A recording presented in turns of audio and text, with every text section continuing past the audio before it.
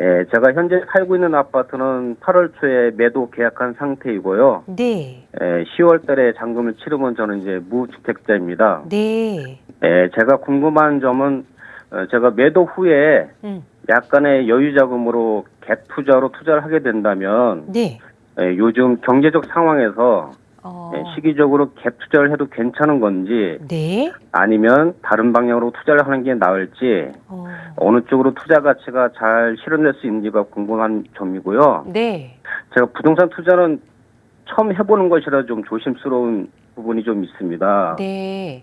자녀가 지금 둘 있는데 네. 자녀 재산 증식을 위해서 투자 자금을 한 2억 정도씩 두 구자 정도를 네. 투자할 만한 곳이 있는지 교수님께 좀 여쭤보고 싶어서 전화드렸습니다. 알겠습니다. 전세로 좀 거주를 하시면서 남은 여유 자금으로 갭 투자를 좀 진행해봐도 괜찮을지, 그리고 또 두 자녀 명의로 두 자녀와 함께 재테크를 좀 계획해서 2억씩 따로 좀 투자를 해보는 건 어떨지 하나하나 좀 문제를 해결해 보도록 할게요. 대표님과 인사 나눠보세요. 네, 안녕하세요. 네, 교수님 안녕하십니까? 네, 반갑습니다. 네, 반갑습니다. 우리 시청자분님은 세미나를 반드시 오세요. 세미나를 반드시 오세요. 오셔야만 되는 문제입니다. 저도 뵙고 싶습니다. 네, 자 우선 매도를 했잖아요. 네. 왜 매도하셨습니까? 매도 사연은 제가 여기서 너무 한 23년간 거주를 하였거든요. 네. 이사 계획은 2년 전부터 세워두고 있었는데 불구하고 네. 부동산 가격이 점차적으로 내려가는 바람에 네. 제 값에 팔지를 못하고 네. 이제서야 이제 8월 초에 겨우 매도한 상태입니다. 손해를 네. 많이 보았습니다. 좋습니다. 물론 이 부동산 시장을 예측한다는 거는 정말 어렵습니다. 그렇죠? 네. 어려운데 가장 어려운 거는 큰 틀에서의 예측은 그래도 좀 가능한데 정확한 시점까지 예측한다는 거는 거의 불가능에 가깝습니다. 네. 그거는요. 근데 제가 제 방송을 제가 뭐 이 팩스만 방송한 게 아니라 여러 방송을 통해서 끊임없이 제가 전달해 왔던 게 19년, 20년대부터 저는 부동산 아파트는 사지 말라주의였었어요. 네. 왜냐하면은 올라가더라도 절대 시세 차익을 못 먹는다. 왜? 내려가기 때문이다. 이렇게 조만간 내려간다라고 끊임없이 제가 얘기를 해왔고 그것이 21년도에 고점을 찍고 22년도에 내려갔어요. 네. 근데 그걸 내려간다라고 얘기를 하면서 또 제가 뭐라고 그랬냐면은 내려가지만 다시 반등합니다라고 얘기를 했어요. 제 과거 자료들 찾아보면 다 나옵니다. 네. 근데 그 반등이 종전 최고가만큼 반등이 되는 게 아니다. 평균적으로 봤을 때 종전 최고가 대비 서울 같은 경우에는 좋은 지역은 5%에서 10% 정도 내려간 수준. 또 네. 그다음에 B나 C급 지역은 10에서 약 한 17% 수준, 대충 15% 내외 내려간 그 수준. 그 정도까지는 물건에 따라서 반등이 가능하다. 네. 그리고 다시 내려갈 거야. 이렇게 또 제가 얘기를 했어요. 그래서 지금은 반등 구간에 있는 거예요. 제가 말씀드렸듯이.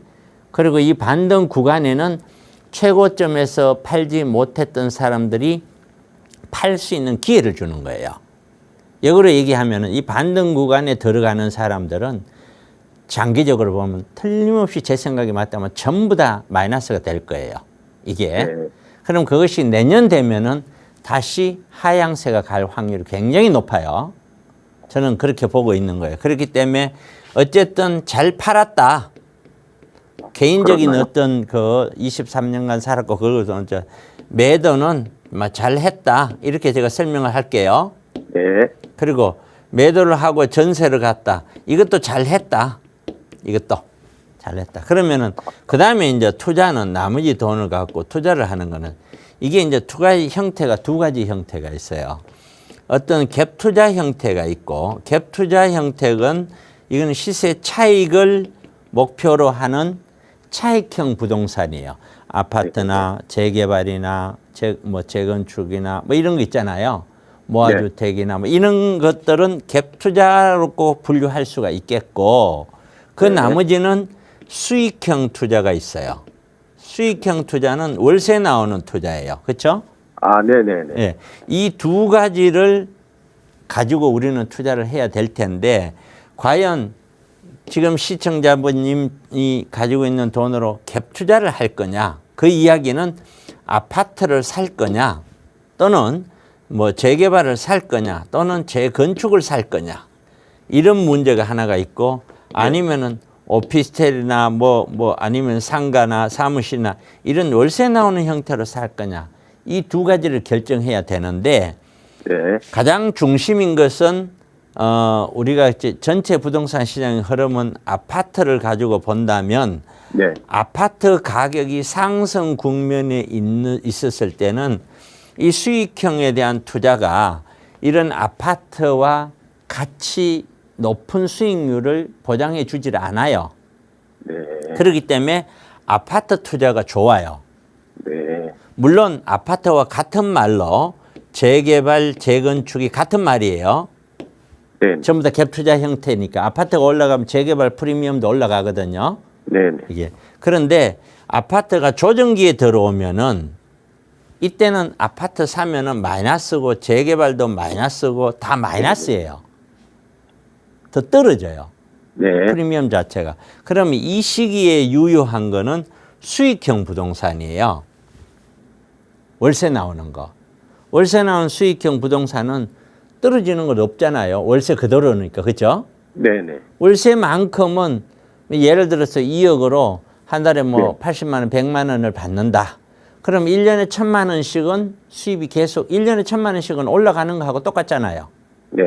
그렇게 수입이 생긴단 말이죠. 네. 큰 틀에서 흐름 따라서 투자하는 거는 이렇게 두 개가 분류가 가능해요. 네. 그러니까 결국에는 지금 현재는 자녀에 대한 갭 투자도 또는 자녀에 대한 다른 형태의 수익형 투자도 또 지금 시청자분님의 본인적인 투자도 근본적인 목표는 아마도 자녀 두 사람도 서울 안에 집을 하나 만들고 우리 시청자님도 서울 안에 아파트를 하나 다시 갖고 싶을 거예요. 그죠? 예, 맞습니다. 근본적인 목표는 이게 이해를 해요. 무조건. 이게 이렇게 간다. 좋아요. 오케이. 그런데 얘가 조정이라는 것은 조정이 됐다가 다시 올라간다는 보장만 있으면은 상관없어요. 아무거나 사도. 왜? 어차피 네. 올라갈 거니까. 그렇죠? 네. 그런데 이 어차피 올라갈 거니까 여기에 대한 장담을 못 하겠다는 거예요. 저는. 네. 왜 못 하느냐? 지금 세계 경제가 지금 중국 경제부터 시작을 해서 제가 느끼는 어떤 불안감은 굉장한 불안감을 저는 느끼고 있거든요. 네. 그런데다가 우리는 인구가 적지만 이제 줄기 시작을 했잖아요. 네네. 세계적으로도 인구가 다들 고령화되면서 조금씩 앞으로 줄 거예요. 네네. 그런데도 불구하고 아파트 가격이 앞으로도 뭐 5년, 7년 뒤에 예를 들어서 저는 이제 이 바닥 찍을 때까지는 앞으로도 몇 년을 더 가야 된다고 생각하는데 찍고 다시 반등을 해서 일부 반등은 가능하리라고 보는데 종전 가격, 21년도 가격을 넘어서서 또는 지금 가격을 훨씬 넘어서서 다시 올라간다. 여기에 대해서는 솔직히 지금으로서는 저는 장담을 못해요. 네. 저 개인적으로. 왜냐하면 여건을 좀 지켜봐야 돼요. 종전에는 경제가 살아있고 인구가 늘어나기 때문에 이건 어떤 형태로든 조정이 되면 무조건 올라가는 거예요. 많이 올라갈 수밖에 없어요. 근데 우리가 그 형태가 아니라 경제가 지금 바닥을 지금 초저성장 시대로 가고 있고 인구가 주는데 중장기적으로 무조건 올라간다? 이게 과연 가능한가? 물론 가능할 수는 있어요. 가능할 수는 있어요. 그런데 그것이 굉장한 위험을 동반한다고 보고 있어요. 이런 네. 아주 깊이 있는 얘기들은 제가 세미나를 통해서 할 텐데 어찌됐든 흐름이 이러하기 때문에 네. 저는 개인적으로 두 가지를 제시하는 것이 첫째는 이런 갭 투자 있잖아요. 네. 이 갭 투자는 모아주택이든 어떤 재개발이든 이런 형태로 접근할 수밖에 없고 금액이 적으니까 네. 그런 형태로 접근하는 거는 무조건 초금매 아니면 사지를 말아야 돼요. 아. 네. 그런 형태로 투자하는 방법 하나와 네. 월세 형태로의 투자하는 방법. 이거는 월세 형태는 뭐냐면은 월세 수익률이 잘 나와야 되고 안정성이 있고 홍실률이 그만큼 적어야 되겠죠. 네. 그 대신에 또 하나는 얘는 영원히 월세로만 받으려고 사는 게 아니란 말이에요. 이 갭 투자할 어떤 그 아파트나 이런 물건들이 제 생각대로 어느 정도 세월 지나서 바닥권역에 간다면 그때는 다시 재개발해도 뭐든 사야 되는 시점이 올 수도 있거든요. 네. 그때는 지금 수익형 부동산이 묶여내는 돈들이 그리로 다시 환원이 될 수가 있어야 돼요. 그렇죠? 네. 그러한 물건을 사야 돼요. 환원이 될 수 있는 물건. 이 두 가지를 동시에 진행한다고 보는 것이 저는 가장 유리하다고 봐요. 아, 네. 현재는. 그렇기 때문에 이게 말은 쉬운데 쉬운 게 아니에요. 절대로. 네. 그렇기 때문에 아예 수익형 부동산으로 가버리면 아예 갭 투자 빼버리고 그래 4, 5년 동안은 월세만 받아서 더 갈 거야. 아예 잊어버리자. 이럴 수도 있고요. 네. 형태가 여러 가지 형태가 있는데 어떻게 했으면 좋겠나? 저라면은 이 두 가지를 동시에 나눠놓고 저는 물건을 볼 거다. 그리고 어느 쪽이든 진짜 거기에 해당되는 물건이 나오면 나는 그걸 살 거다. 지금 비중은 무조건 아파트나 재개발이나 재건축 무조건 들어가자. 그런 것들은 저는 그렇게 추천드리고 싶은 생각은 네. 아니다. 제가 이렇게 설명을 좀 드릴게요. 아유, 네, 감사합니다, 교수님. 네. 아, 네, 제가 2년 전에 좀 네. 고점일 때 네. 영끌해가지고 집을 산 게 있는데요. 네. 금리도 오르고 이런 시점에서 좀 가격이 내려갔어요. 네. 예, 그래서 좀 걱정을 하다가 음. 향후 전망에 대해서 그래도 네. 여기가 좀 여의도랑 가깝고 당산역 2호선, 9호선 이렇게 그 역세권이고 좀 이래서 네. 뭐 학교도 뭐 초품화라고 해서 막 옆에 품어져 있고 네. 그런 뭐 한강도 가까이 있고 이래서 좀 이렇게 투자한 것도 있는데 네. 앞으로 좀 전망이 어떤가 궁금해서 네. 초품화 말씀을 하신 거 보니까 그러니까 아파트를 투자하신 거고 거주도 여기 하고 계세요? 아니요, 실거주는 안 아, 하고 그럼 정말 투자 목적으로. 네, 갭투를 해가지고 아, 저희는 네. 지금 지방에 돈 벌러 와 있거든요. 네, 지방에 거주하시면서 서울에 투자를 해놓으신 건데, 그러니까 조금 고점에 매수를 해서 더 걱정이 되는 마음이 크신 것 맞아요. 같아요. 가져가 볼 만한 아파트인지 전문가의 시각으로 살펴볼게요. 대표님과 인사 나눠보세요. 안녕하세요. 아, 예, 안녕하세요. 예. 보이세요? 지금 방송 보고 계세요? 예. 네. 우리 시청자분은 연령대가 영끌이라고 하는 거 보니까 뭐 네. 30 후반이나 40 초반 그런가 보죠? 아, 저 30대 네. 초반이에요. 아, 30 초반요? 네. 굉장히 일찍이네. 예. 어느 돈이 그렇게 있었어요? 아, 이게 전세를 네. 끼고 산 거라서. 물론 전세를 끼고 사더라도 네. 돈이 매덕도 들어가야 되잖아요. 아, 예, 맞아요. 그렇군요. 근데 전세 끼고 사면은 대출이 안 될 텐데요. 네, 대출 없이 샀어요. 그런데 영끌이라는 말은 대출을 하는 사람한테 해당되거든요. 아, 그런 거예요? 아, 그렇군요. 좋습니다. 이거 한번 봅시다. 이게 네. 언제 구입하셨죠? 제가 2021년 21년에 구입하셨어요? 네, 말에 네. 21년에 구입을 네, 했고. 맞아요. 네. 그다음에 또 이 아파트를 구입하게 된 배경, 왜 구입하셨을까요? 그때 너무 막 아파트 다 오르고 막 뭐 서울 아파트 뭐 10억 넘는다 뭐 이런 게 좀 있었어요. 네. 그래서 이제 이거만 사면 이제 10억 넘어갈 줄 알고 네. 좀 그냥 무리하게 투자로 이렇게 좀 좋게. 예. 그다음에 네. 마지막으로 이 아파트를 어떻게 알고 구입하셨어요? 그때 원래 자양동에 네. 그 로얄동 아파트를 원래 살려고 했었는데 자양동에. 네, 네. 그 입지가 그 한강 완전 앞쪽이거든요. 네. 거기가. 네. 본가가 이제 잠실이다 보니까 이제 그 잠실대교 하나만 건너면 그게 있으니까 네, 그렇습니다. 좀 그렇게 살라 했는데 집주인이 계약금 넣는 걸 기다리고 있었는데 제가 결국에는 안 판다고 하더라고요. 네. 그러다가 그냥 부동산 계속 뒤지다가 이 저는 사실 그때 갭 얼마 이렇게 가능한 금액만 보고 이렇게 집을 보고 있었거든요. 인터넷상으로 개인이 금액에 맞추어 맞아요. 예. 그래서 구입을 했다. 네, 그래서 돈이 된다 보니까 네. 그래서 당산 쪽에 음. 좀 거기는 이제 교통망이 이제 네. 9호선 급행이 다니니까 네, 그렇군요. 좀 네. 이게 여론 여담입니다만은 제가 그 지난주에 네. 어떤 A라는 분하고 상담을 했어요.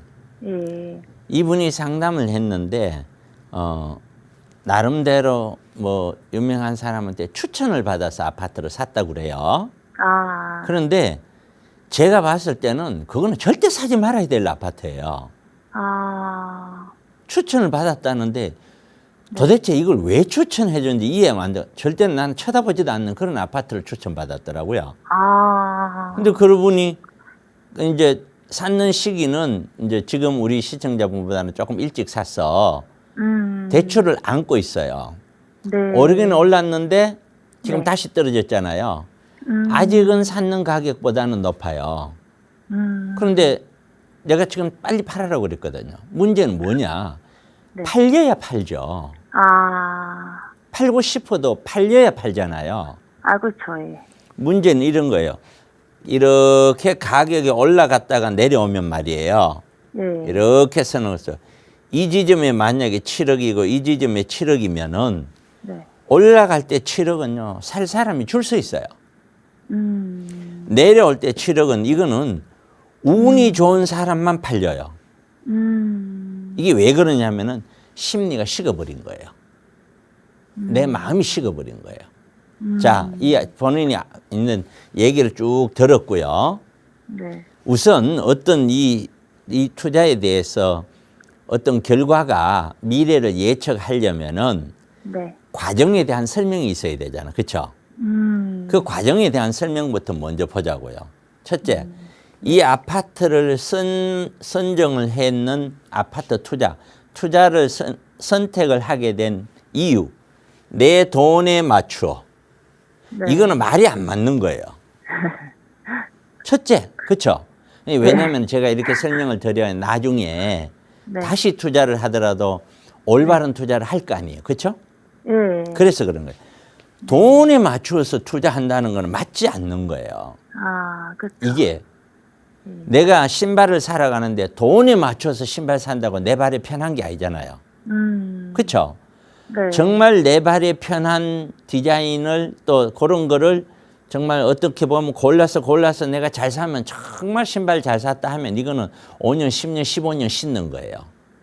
그런데 야 이거 싸다 세일하는데 이 정도 가격이면 정말 싼 거 아니야? 그러고 샀어요. 그거 한두 번 신고 버리거든요. 네. 다 창고에 넣어놔. 왜? 불편하거든. 결국에는 내 돈에 맞추는 게 아니다. 그러면 어디에 맞춰야 되느냐? 아파트라고 하는 거는 아파트는 흐름에 맞춰야 돼요.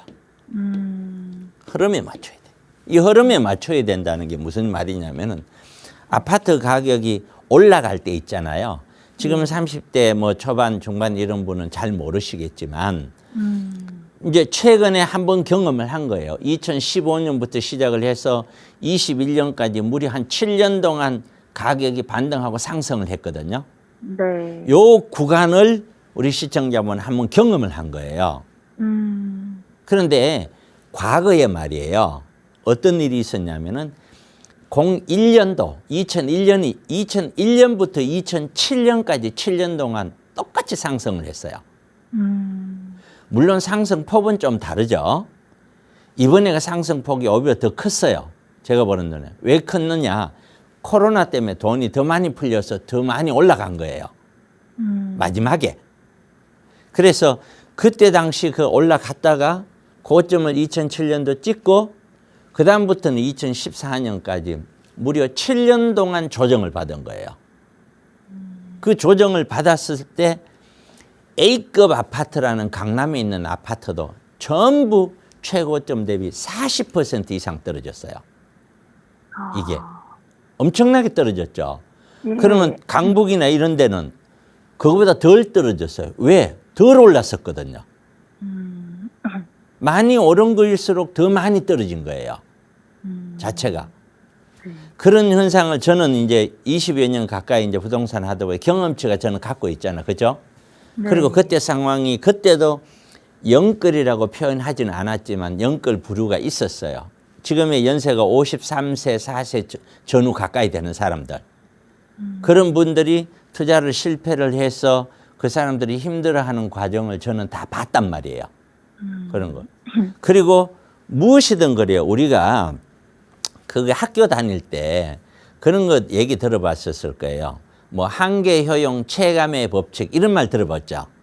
네. 못 들어봤나요? 그게 뭐냐면은 물건도 본인이 이제 돈을 가지고 있단 말이에요. 돈을 갖고 있는데 돈이 많아.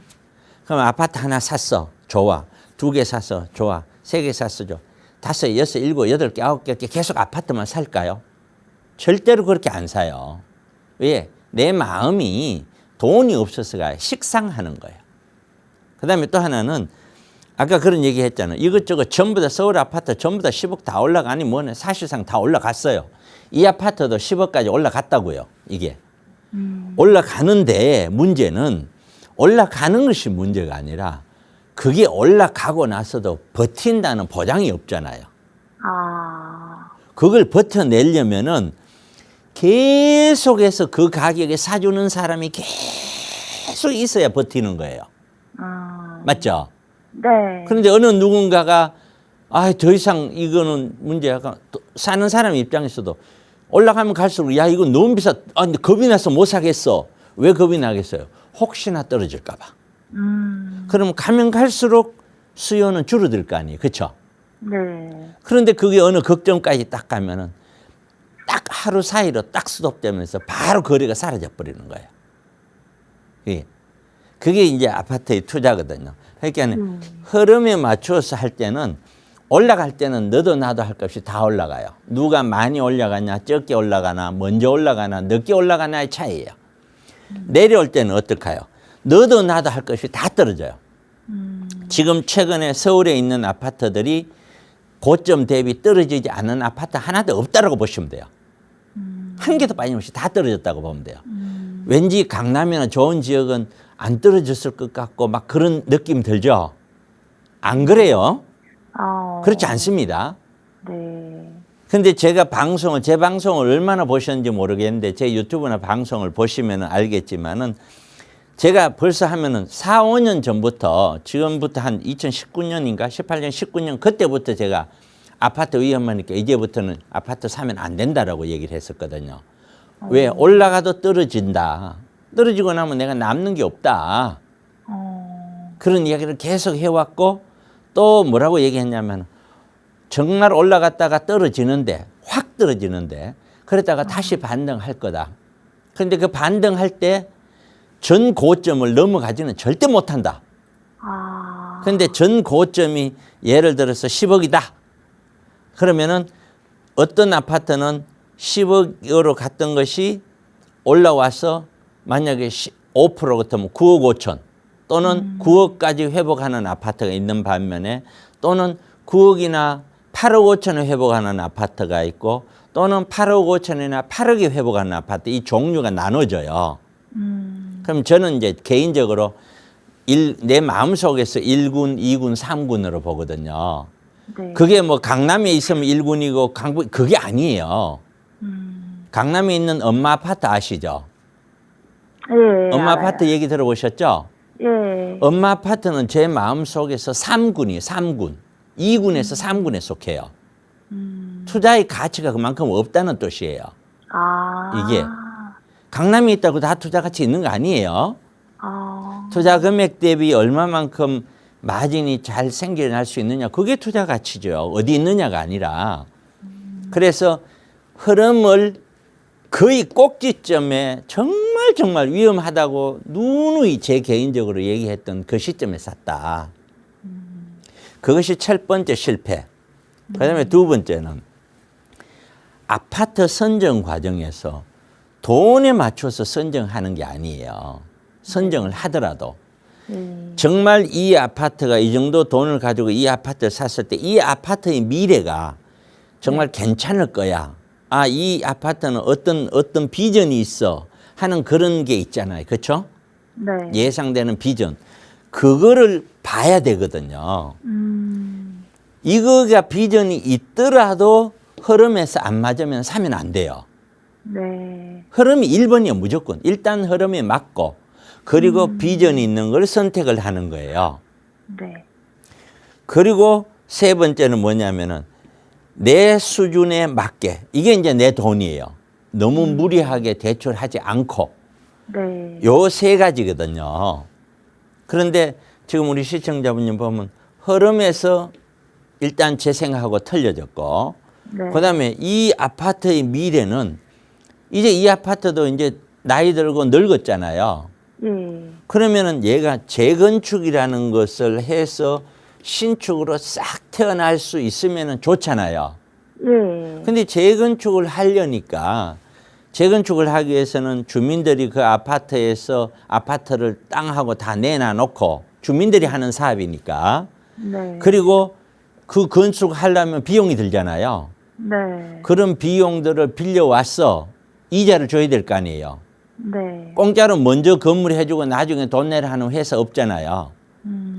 그런 비용들, 또 사무실 운영해야 되니까 조합 사무실 운영비, 그다음에 조합에서 직원들 뭐 급여 나가는 거, 기타 등등 이 많은 비용들을 들여서 나중에 신축이 되는 거잖아요.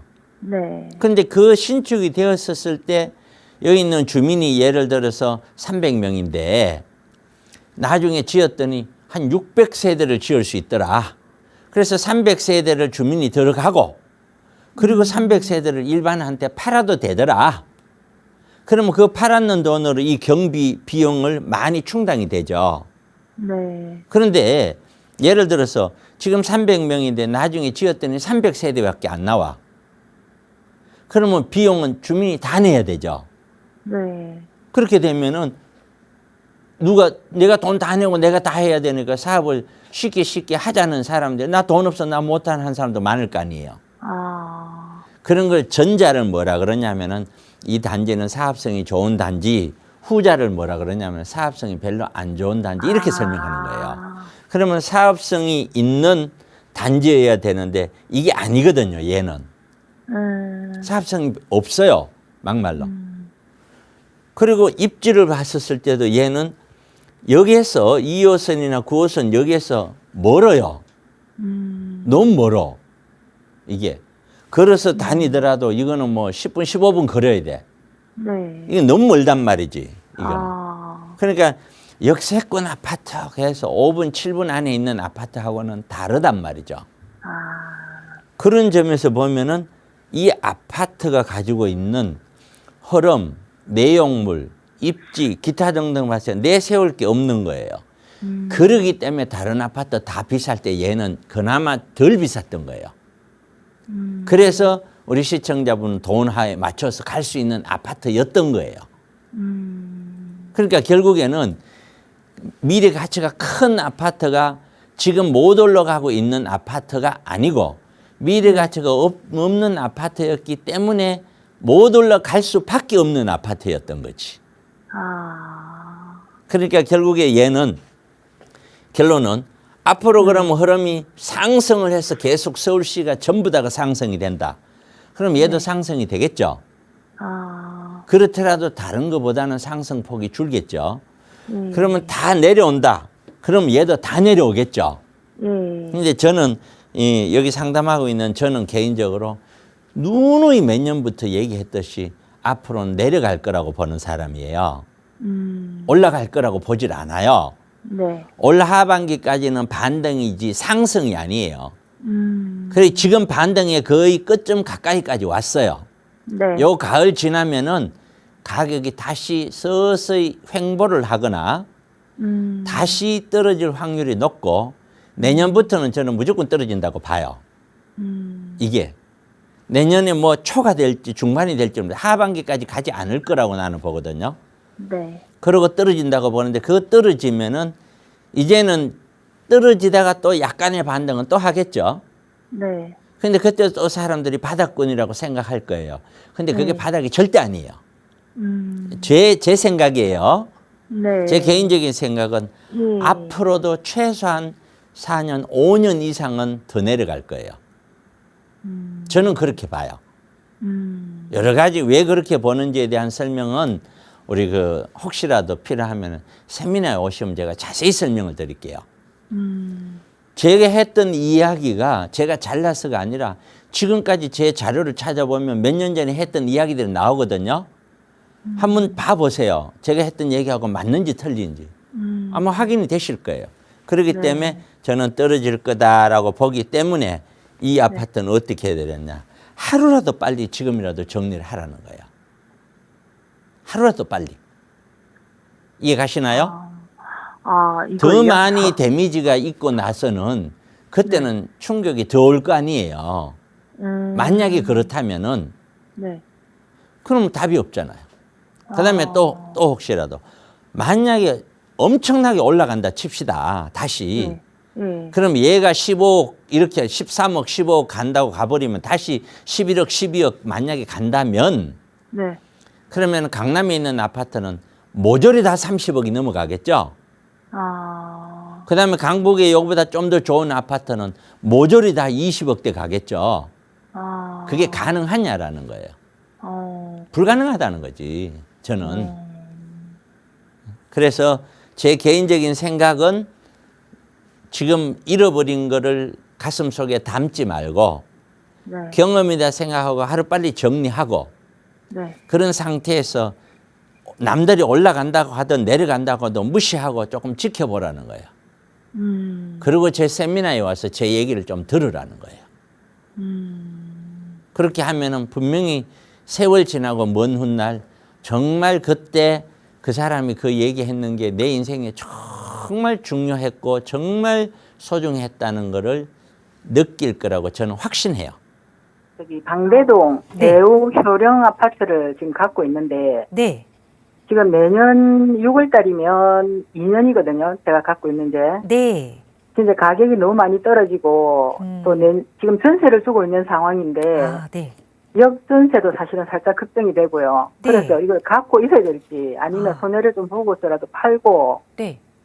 뭐 또 그 돈에 맞는 걸 갈아타야 될지 그게 네. 궁금해서 전화드렸습니다. 그럼 지금은 보유하신 지 1년이 조금 넘으신 거네요. 그렇죠. 예, 네, 예. 좀 얼마 되지 않았지만 그래도 좀 가격이 떨어져서 네. 걱정이 크신 것 같아요. 거기다 네. 지금 임대를 주고 계신 상황이니까 걱정이 네. 더 되실 텐데 말씀 주신 이 방배동의 대우 효령 아파트 어떻게 해야 하는지 한번 따져보도록 할게요. 대표님과 네. 인사 나눠보세요. 네, 네. 안녕하세요. 네, 대표님 안녕하십니까. 네, 잘 보고 안녕하세요. 있습니다.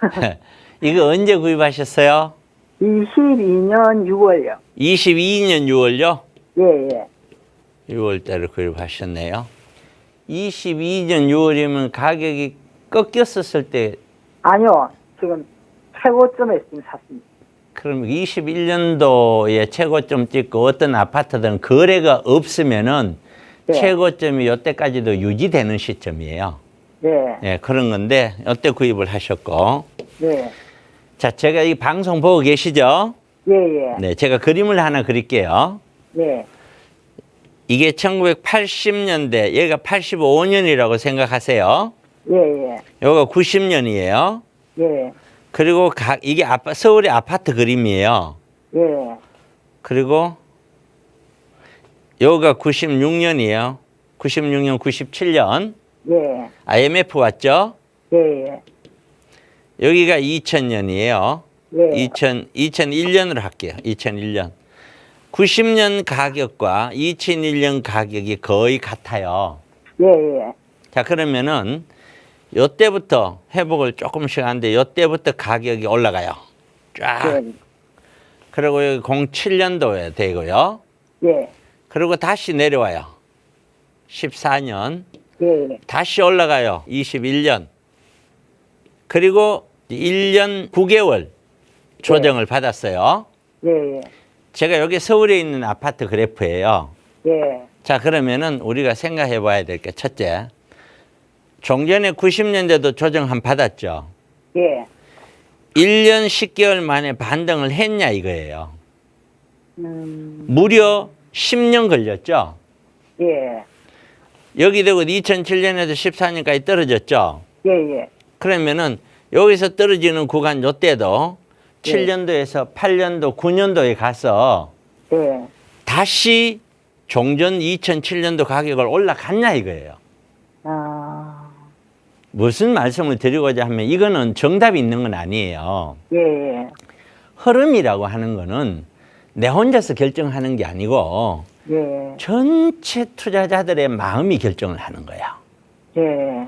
전체 투자자들 마음이 야 이거 사자 이러면은 가격은 그때부터는 올라가는 거예요. 예. 이렇게 내려오는 과정에서도 거래는 이루어져요. 예. 근데 이 내려오는 과정에서 구입을 하는 사람은 이때도 내려오잖아요. 예. 이때 구입을 하는 사람은 딱 두 종류예요. 하나는 이때 올라갈 때 예. 나는 소외가 된 거야. 그러니까 올라갈 때 못 올라간 게 가슴에 한이 맺혀 있어요. 예. 그러니까 내가 거기에 대해서 보상을 받고 싶어. 예. 조금 떨어졌으니까 이제 또 그때처럼 또 올라가 버리면 나 못 사니까 지금이라도 사야 된다 하는 불안감과 보상 심리가 같이 가지고 있어요. 예. 그다음에 두 번째는 뭐냐면 야 그동안 못 샀는데 그나마 요 좀 떨어져서 나는 그래도 뭐 떨어지면 완전 내 집 마련하는데 뭐 어차피 들어가 살 건데 요 정도 같으면 뭐 사자 그냥 이런 내 집 마련 이 네. 두 가지를 가슴에 지니고 있는 사람들만 구입하는 지점이 바로 요 지점이에요. 하락 지점. 예. 요 지점이에요. 예. 예. 그러면 역으로 얘기하면은 여윳돈을 가지고 돈을 가지고 있는 사람이 내가 집이 있는데 그래 이제 조금 떨어져서 이렇게 한 채 더 사자. 강남에 있으신 분들 부자들은 그래 한 채 더 사자. 두 채 더 사자. 그리고 지금 구입을 하느냐라는 거예요. 아무도 안 해요. 아. 아무도 안 하거든요. 그분들은 이미 너무 비싸지고 있다 지금. 너무 비싸지고 있다. 지금 팔아야 돼. 제 이야기 듣고도 팔았는 사람이 엄청 많거든요. 그게 언제 팔았냐? 2020년, 19년, 20년도에. 예.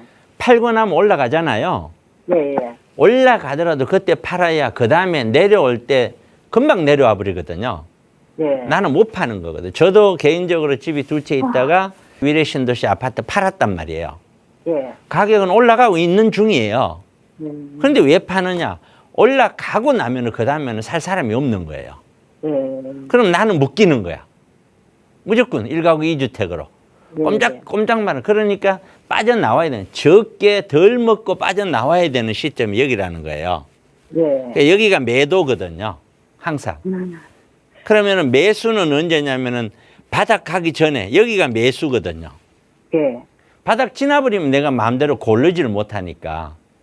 자, 그러면 여기가 지금 1년 10개월 정도 9개월 동안 어쨌든 내렸다가 올랐다 조정을 받았는데 예. 이 지점이 매수 지점으로 맞냐 이거지. 만약에 매수 지점이라면 지금이 거의 바닥에 가까이 왔다라고 봐야 매수 지점이에요. 그러면 이게 거의 바닥이라면은 과연 서울에 있는 아파트를 우리 그 국민들이 또는 지금 40대, 50대가 살 수 있을까? 강남에 있는 아파트 전부 25억, 30억이라는데 그걸 쉽게 구입을 할 수 있냐 이거예요. 네. 제가 봤을 때는 구입할 수가 없어요. 네. 지금 60대나 부동산을 자꾸 아파트 보는 사람들이 전부 60대거든요. 네. 그리고 50대 후반이나 60대 이분들은 자기가 돈을 벌어, 저도 마찬가지지만 제가 돈을 벌어서 10억, 20억짜리 집을 산 게 아니에요. 전부 4억, 5억짜리 집을 샀어 또는 그 전에 돈 들여갖고 샀어 그냥 살고 있었는 거예요. 예. 거기에서 한 15년, 20년 살다 보니 얘가 15억이 된 거야. 예. 그러니까 내가 돈을 벌어서 산 게 아니라니까요. 예. 근데 지금 30대, 40대는 우리가 갖고 있는 집을 살려면은 자기가 돈을 15억, 20억 벌어야 살 수가 있어요. 예. 완전히 다른 개념이에요. 개념 자체가. 네. 그러면 결국에는 이런 그래프가 지금까지 왔는데 이런 그래프인데도 불구하고 지금 살 거냐래 얘기예요. 안 맞죠, 그죠? 예. 그럼 결국에는 지금은 타이밍을 놓쳤지만은 구입은 안 된다라는 거거든요. 네. 그다음에 두 번째는 자 여기 있는 방배동에 있는 효령이죠. 예. 자 이 아파트고 저 아파트고 고점에서 샀다면서요. 예. 그럼 이 고점, 여기 2007년도 있잖아요. 07년도. 예. 07년도 고점을 가기 위해서는 만약에 이때 잘못 사놓으면은 떨어졌다가 여기 가서 이 고점 부근에 가까이 갔거든요. 예. 그러면 역으로 얘기하면 여기도 충분히 세월 지나서 갈 수도 있지 않느냐. 갈 수도 있겠죠. 예. 근데 전제 조건은 우리 경제가 그때처럼 살아 있어야 되고 인구가 줄지 않아야 돼요. 예. 근데 인구가 줄기 시작했잖아요. 예. 그럼 앞으로 15년, 20년 뒤에 과연 이 인구가 부동산에 영향을 안 미칠 거냐 이거지. 누가 장담해요? 그러니까 옛날처럼 그냥 묻어놔. 이거는 굉장히 위험한 생각이죠. 예. 만약에 묻어놨다가 그것이 돌덩어리가 되면 그때는 어떻게 해요? 내 돈이고 뭐고 다 날리는 거예요. 그렇죠? 예. 옛날에는 경제가 발전하고 인구가 늘어났잖아요. 예. 그러니까 구입할 사람은 계속 늘어나고 있단 말이에요. 예. 근데 이제는 인구가 줄기 시작을 했잖아요. 예. 지금 태어나고 있는 아기들이 1년에 26만, 27만 안쪽이에요. 예. 한 동기가, 같은 나이가. 예. 그런데 지금 60대는 1년에 동기가 몇 명이냐면은 130만에서 140만 명이에요. 예. 그럼 140만 명씩 죽고 앞으로는 태어나는 거 20만이 태어나는 거예요. 26만. 그 방법이 없잖아요. 그 이상 늘릴 수 있는 방법이 없잖아. 그죠? 예. 세월이 가면 인구 준다는 거는 이거는 무조건 정해져 있는 거예요. 예. 어떤 방법이 없어요. 이미 태어난 인구를 어떻게 조절을 해요?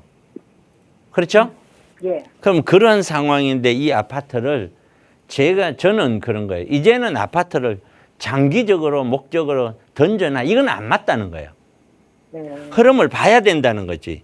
짧게 2, 3년씩 끊어서 자꾸 보면서 짧게 봐야 된다는 거예요. 길게 보면 안 된다는 거예요.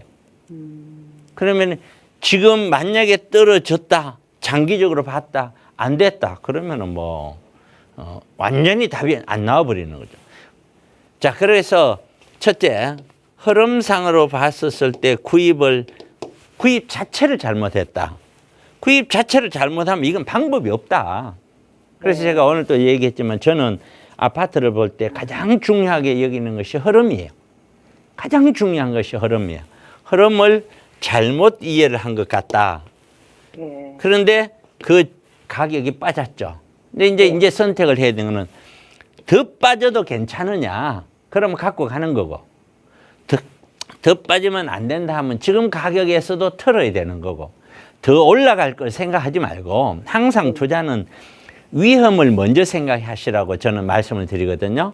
예. 수익을 너무 생각을 하면 안 돼요. 머릿속에서 투자하면서 요거 사두면 어떻게 되고 잘 되는 쪽만 생각하고 있단 말이에요. 많은 사람들이.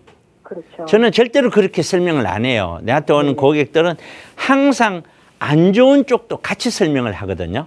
예. 최악의 경우에는 이럴 수도 있습니다. 설명을 최악의 경우도 있을 수 있잖아요. 예. 그걸 꼭 베이스로 깔고 그다음 가야 되는 거거든요. 예. 그렇기 때문에 제 개인적으로는 더군다나 여기에 지금 전세를 주고 있다고요? 네, 전세를. 그러면 전세에 대한 부담도 이것도 빚이잖아, 빚. 예. 따지고 보면은요. 예. 전세가 만약에 더 많이 조정됐다. 그럼 이거는 돈 다 내줘야 되잖아요, 또. 예, 그 상황이 생겼어요. 그러면은 결국에는 그런 리스크가 있다면은 지금 리스크를 줄이기 위해서도 이걸 팔아야죠. 이걸. 이거는 우리 그 시청자분님 갖고 계신가요? 아들 겁니다, 사실은. 아들 건가요? 아들이 연세가 어떻게 돼요? 올해 41. 40요?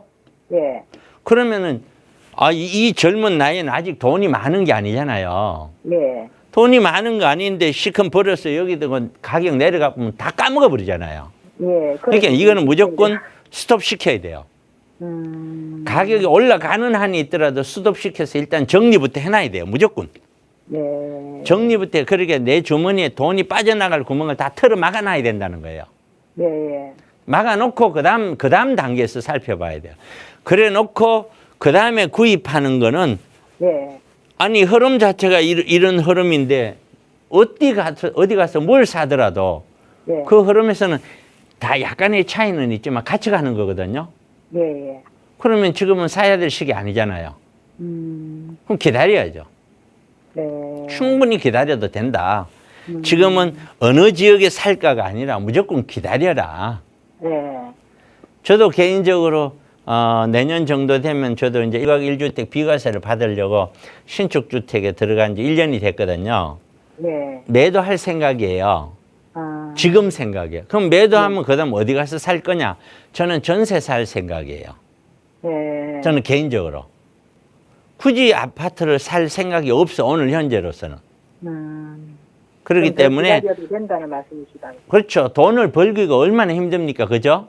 예. 그 지켜내는 거는 정말 그 어렵게 번 돈을 지켜낸다고 하는 거는 그 사람의 인생에 돈에 대한 성공을 하느냐 못 하느냐, 돈을 늘리는 것만 성공이 아니에요. 까먹지 않는 것도 그건 엄청난 성공이에요. 네. 네? 그렇게 이해를 저는 하고 있습니다. 그래서 이 아파트가 네. 그렇다고 하면 대단히 어떤 미래 가치가 있다든가 네. 뭐 그런 것도 아니에요. 세대수도 작고. 네. 그래서 지금은 개인적으로 여러 요인들이 있는데 흐름상으로 보더라도 얘는 잘못 구입을 했고 매도를 했으면 좋겠다. 네. 둘째는 매도 후에는 뭘 사는 거는 좀 자중했으면 좋겠다. 네. 그래도 좀 미련이 남으면은 차라리 제 세미나에 와서 왜요 하고 구체적으로 좀 물어라. 그럼 제가 길게 설명을 해줄 테니까. 네. 네, 그렇게 했으면 좋겠습니다. 네, 감사합니다. 네, 고맙습니다. 네.